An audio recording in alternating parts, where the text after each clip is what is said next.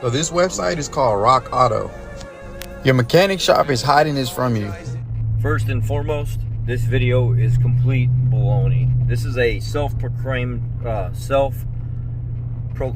credit guy that is giving people automotive advice that knows nothing about the automotive field. So we don't go to Rock Auto and order parts for Rock Auto because that benefits the business. Yes, Rock Auto has good prices, but that's not how we order our parts as business people. That's not how we do business. We've never done business that way, to just order things exclusively off of Rock Auto. Rarely will I order anything off of Rock Auto unless I absolutely cannot get it for the customer and Rock Auto has it. And then I disclaim that to the customer, and I let the customer know ahead of time, like, hey, I can get this part for you, but I'm going to have to mark it up. It's business. So even though I'm paying $150 for the part on Rock Auto, I'm still going to end up charging you $200. That covers the warranty side of it, because then I have to package this thing back up when it fails. I got to send it back to them. I got to wait for a new one to show up.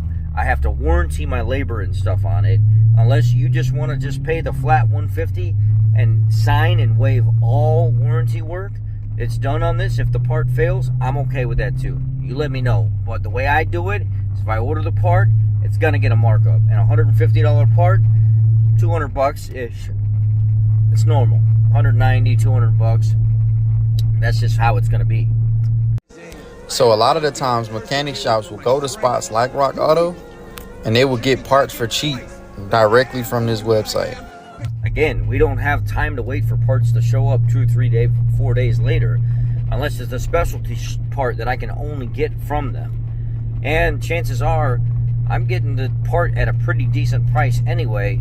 And if you're taking care of your customer, you don't really have to know, you don't really have to take advantage of them like that, like this guy's talking about. People have bad experiences in life, and then they paint this picture on the entire automotive community, and they say all people are like that, or they make it seem like all people are like that. And we know they're full of crap. It's not at all how this works. And then when you go to them to get something done to your vehicle, they make a ton of money because they just upcharge you on the same things that I'm giving you right now. So look, all you have to do is just search up your vehicle's make, the year, and then the model of your vehicle.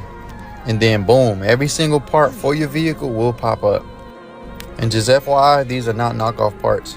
The guy's sitting here saying, oh, and these are not knockoff parts, while he's showing right on the screen it says various manufacturers these parts can come from. They're not OE. They are knockoff. They may fit good. They may be a better version of something that's acceptable. But he completely lied right there. Rock Auto has a ton of parts that are not OE, that have other manufacturers. Actually, the majority of the parts are. You can get OE. But the guy completely lied. He's trying to clickbait people into watching his video so he can generate millions of views, so he can make money as this self-proclaimed credit guy. And all he's doing is just confusing people, lying to people, manipulating people, and not being honest. So next time you go to the mechanic shop, be sure to buy your part and then take it to the mechanic shop. So here's what's going to happen. If you do what he said, make sure next time you buy your part and take it to the mechanic, you're either going to get declined, because some mechanics, they do not operate that way. They will not allow you to bring parts from somebody else that they didn't source, that they didn't inspect, because they don't want to waste their time doing it. And there's no profit for the business. You're in business to make money. It's the whole point of running a business. You don't start a business to lose money and to not make this, some kind of profit. So the guy's straying you wrong to begin with. Second of all, if you do buy your own part and bring it to the mechanic, you're bringing your own part. You're assuming the responsibility for purchasing the part. So if it's the wrong part, and they're not researching it, they're not taking the stuff apart to make sure it's the right part. They're going to dig into the car. They're going to start taking stuff apart because you got the right part. And now that vehicle is going to be down on that rack when it's the wrong caliper, it's the wrong this, it's the wrong that, because they didn't do the research. Because Rock Auto did. Because you assumed that you had the right part. Well, now I'm going to assume more pay when I have to put the vehicle back together and then take it back apart again, and there's no warranty. You don't get a guarantee for buying your own part. If the labor was done wrong, I can see that. But even at that, the mechanic at that point has the discretion to say, you know what, I'm not warranting any of this. I'll put it together right now, and when you drive out of my door okay and there's no lights on, no nothing, and nothing's broke, that's it. That's on you, Jack. You come back, you're paying again. That's how it is. That extra money that's charged to that part is to cover the labor and warranty time typically on replacing that part again if something should fail within a certain given amount of time. You supply your own part. I give you a scenario. A 2003 Town Car that was here on this channel, where I had to put 6 alternators in the vehicle. Aside from the 2 the customer already put in the vehicle, brand new Motorcraft OE ones or Reman ones from the dealer that failed, it would not charge.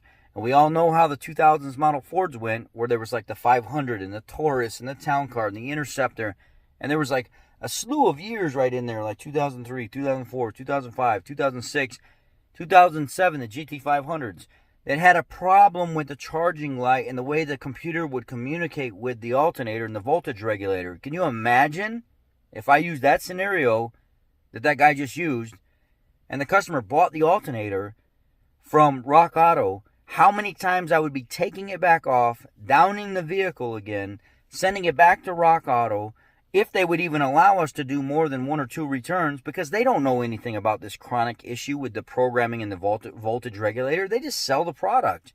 If it looks good, if it tests a generic test on a stand and everything passes fine on whatever generic control device they have to see if the alternator passes from the companies that they use, they put them out there. Rock Auto's second alternator or third would be like, hey, no. No, we're not doing this anymore. You're stuck with the alternator. But I warranted every bit of the labor repair on every single alternator that was installed and taken off, computer hooked up, all the programming, not the programming, but the diagnostics that was done and stuff like that.